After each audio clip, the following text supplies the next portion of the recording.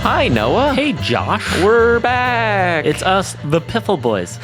Ooh, that's not what I want to be known as in any way, shape, or The Piffle Boys. anything with boys in it. Oh my I'm God, a it's been 2 33-year-old weeks. man. I haven't heard the Piffle Boys in so long. I guarantee you that's what people are saying right now to themselves. You know what? If that's happening, I'm folding it in the towel. Folding in the towel? Throwing in the towel? Folding a towel? I think the point is made. You don't want to do this anymore. I don't want to do that. That is a, I don't know what you would even call it, diminutate. I've lost every ounce of being able to express myself in English. It's good that we're doing a podcast in English right now, where your only mode of communication is through language. I mean, I suppose you could do beeps and boops. Beep, boop, beep, boop, beep. I've been editing this Comedy Cafe Berlin live podcast, which is the live German stand-up podcast that Noah and I are hosting. And if you want to listen to that, you have to go to Audible and pay for it. And wait, because it's not going to be up for probably, I don't even know at this point, a month or so. But that podcast is going to be up on Audible. So that's cool and fun. Yeah. Anyway, so that's why my brain is a little discombobulated right now. It's in a German thinking mode. Yes, which is very discombobulating. Hey, what's going on? So I guess we should apologize. Yeah, what happened to us? We literally forgot. Yeah, for 2 weeks, right? We have zero. Oh my God, I've forgotten the words now. Yeah, it's losing for you too. This is what happens when we've been gone for 2 weeks. It's contagious. Your forgetfulness. We have no excuses. Yeah, I guess that's true. Although I also feel like we're both very busy people at this point. It's very busy time. And and we don't make any money off of this podcast. So fuck all y'all. I think this is the second podcast in a row where you've said that to our audience. Sorry guys, I didn't really mean that. No. Except for you. There. Oh God, that's sorry.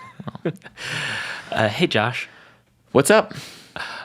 We had a laundry list of things that we wanted to talk about, and now that I'm thinking about it, I can't remember even the one thing that was on our laundry list. Well, now we're just going to be promoting other podcasts in the podcast that we forgot. That's right. 2 weeks. But this is a fun piece of news, I guess. We finally did it. We did Tatort auf Englisch. Right. Tatort is a famous crime series, much like Law and Order, if you're from the States, and we dubbed it into English, live. It's right there in front of everybody. For any Germans or people living in Germany, you don't even need any explanation of it. But for people who don't know, it's this cultural, I don't know what, icon centerpiece in German culture. It's this show that's been around since the 70s. The intro to the show literally hasn't changed since I think the 70s or 80s. I mean, it looks like it was. It's like a very cheap version of a James Bond film almost. Right, and it is just this crime show. It's it always starts the same. Just like Law and Order starts with someone getting killed, something happening, and then it picks up with the detectives. The unique thing about this show is that the German public broadcast system is split up into all the different states, and each individual public broadcaster in each state is responsible for producing episodes of the show. So the show takes place in these cities with different detectives, and every week it's in a different city in Germany with a different set of detectives, and some of cities get a lot more episodes, so they have a following with their detectives, and it becomes this whole thing, this world and institution that's built up around this show. And what amazes me about it is that it crosses every barrier. I know teenagers and old people who watch it, immigrants, diehard, German. It's just. But you also know Germans who just don't watch it. Oh yeah, it's a mantelpiece of German culture, so of course they know about it. But also just the bottom line is that there are shades of gray. Of course, some productions are better than others. It's also an hour and a half long. I didn't mention that. These are done like films. They're an hour and a half long without commercial breaks because that's the way German commercial break, right? but they're mostly not very good. I mean, you could say that. I think a lot of Germans would agree with you. Yeah, oh, totally. I mean, I would even say, like, as much of my life in my early 20s that I spent zoned out in front of a TV watching Law and Order mindlessly, I'm not going to pretend that Law and Order was like that amazing. I'd put him about it's like, it's a lot of this ripped from the headlines style bullshit. Right. The stories aren't that original. A lot of times the detective, like, the only thing some productions have going for them is that, like, the detectives, the main characters are kind of compelling characters or people, and so the show carries itself a little bit that way.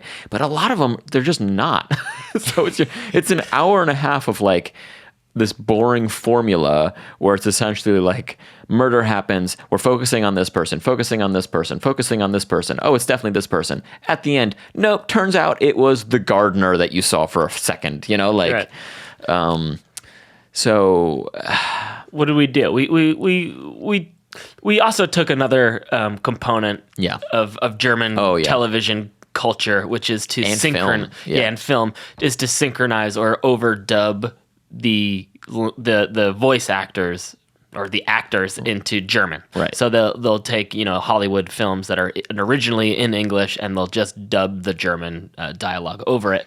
And a lot of Germans ruin films. It'll ruin it, but a lot of Germans say, "Oh, it's fantastically done. It's an art form, and blah blah blah blah blah. People train for this, and yada yada yada." But it's bullshit, because there's no way that you're going to get someone's mouth moving and constructing English words to look anything like it looks like they're forming German. Yeah, and words. As a filmmaker, I think it is, like, sacrilegious to literally destroy half of an actor's performance. Right. Like, even the best voice actor can't come close to fucking De Niro. Like, what are you talking about? Yeah. You're taking away De Niro's voice and putting in someone else's. So we've stuck it to them, haven't we? Oh yeah. We're committing sacrilege back at them. We've taken the voices. Not back, because we never had them in the first place, but we're taking the voices from the German actors and putting our own voices over them into English. Right. We basically, we screened the show live. So Sunday nights at 8:15, the show starts, and we, at the Comedy Cafe Berlin this past Sunday, we had it up on the big screen, muted, so no audio. And then we had four of us: Noah, myself, our friend Georg Kammerer, who's been on the show a few times, and Nikki Ratchin, who improvises with us all the time and has also been on Piffle, and then our friend Ben Southam on piano. And so the four of us plus Ben basically created the audio track for the show. We just improvised it live. It was a lot of fun. That's right. It was exhausting. But I think, for our first time doing it, I think there was a lot of positive response. I think a lot of people liked it. People had a good time. I can't tell you how many Germans I talked to afterwards who were like, you know what? I just realized I've never actually seen Tatort like in German. Which is crazy, because we practiced a few times before the show just to get it right. But I've also, just in preparation for kind of producing this show and researching the idea, watched a bunch of Tatort. Oh, miserable. And that means that painful existence. Oh, yeah, you've watched a lot more than other people. Yeah. So we recorded the episode because why not? It was as easy as hitting record on our recorder, and I think we're going to put that MP3 up for you. So if you're in Germany, you can watch the episode on the Das Erste Mediathek website. Stream it off the website and turn off the volume, and at the same time hit play on. Right. I'll probably put little instructions before the MP3, so you'll be able to sync it up, and then you can experience what people did this past Sunday.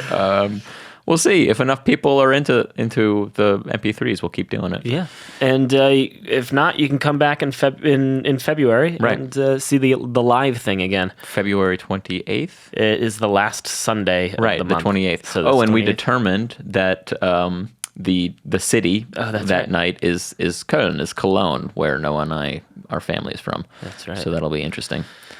Try to use that. Yeah, right. What else we got, Noah? What do you want to talk about? Boy, I'm tired today. Me too. It's been a full moon, which it's been a full moon. Like there's a one night where it's a full moon, but then before and after the full moon, it's still almost full, and it still has that effect on people. Does anybody out there? I have no idea what you're talking about. Does anybody out there get affected by the full moon? Are you talking about werewolves? Almost, because I can't sleep sometimes.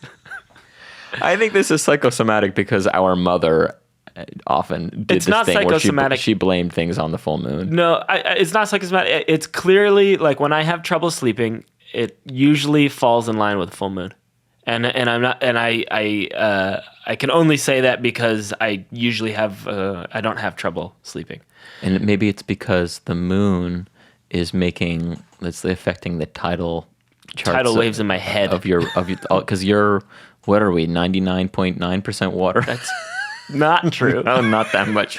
79. But you know what, Josh? I am an Aquarius. Oh, maybe that's why the water man. Wassermann. Yeah, and also earlier in the week, before the whole full moon thing came around, someone lit off a full box of fireworks in front of our apartment. What? Yeah. Still? Yeah, I know. They were like, oh, we got this left over from Sylvester. Clearly left over from New Year's, and that woke me up. So I've just been tired all week. That just set you off, huh? Yeah. That box of fireworks, that was just...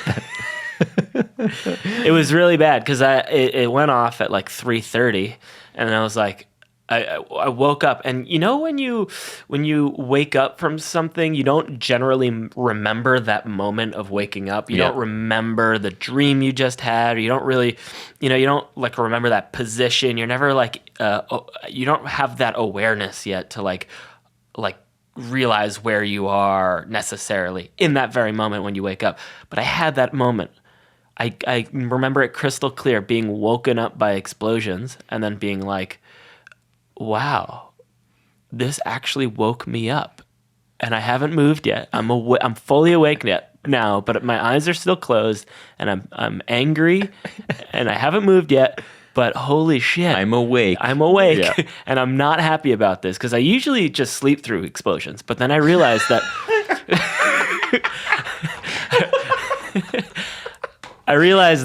that it must have been a huge box of fireworks because it was going on for so long, and it must have been going on already for quite a while to have woken me up to the point where I was in this state. And then I was just up from 3:30 till when I got up to go to work. No, that sucks. Yeah. Welcome to my life, man. This is why I don't have kids yet. Man, we had a rough night last night with our daughter, but it's funny because you're reminding me of something that I wanted to remember when I woke up because it was this bizarre, and also I recognize it as a hilarious thing that happened to me in the midst of my daughter being up 5 times and not having a great night of sleep. At one point, I was asleep, and I had this dream that my wife, who was 9 months pregnant, she's due any minute now. It was one of these really realistic dreams, it feels really realistic. Yeah. And she's telling me that she's been fired from her job, and she's on parental leave now. She can't be fired. This is what happened. Was she said it, and it was this very real heavy moment. And I remember going my dream self going, "This is a dream," because that's illegal in Germany. You deconstructed your own. Yes. And then I woke up and I was like, that was a dream. That's what a lame dream I had. I even knew it was a dream when I was dreaming it. My dream self woke me up. Oh,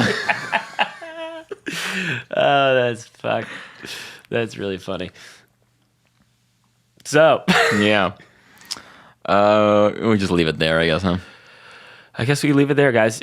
So if you have any weird fugue state stories. Oh, we should have done some improv off of that. I just realized. That's all right. For next time. Well, this has already been for 15 minutes. Yeah. I think that's you can see us do improv every Friday night.